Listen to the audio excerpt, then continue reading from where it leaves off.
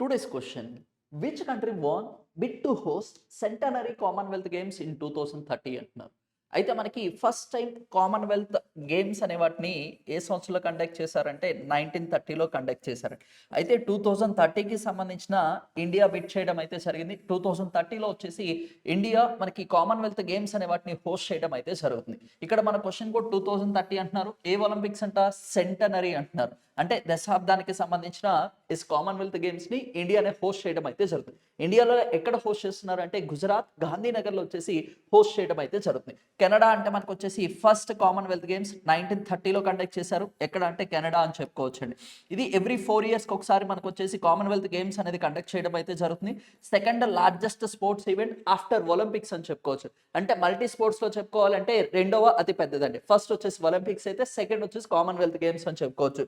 Last edition 2022లో ఇంగ్లాండ్‌లో వచ్చేసి మనకి బర్మింగ్హామ్‌లో కండక్ట్ చేశారు.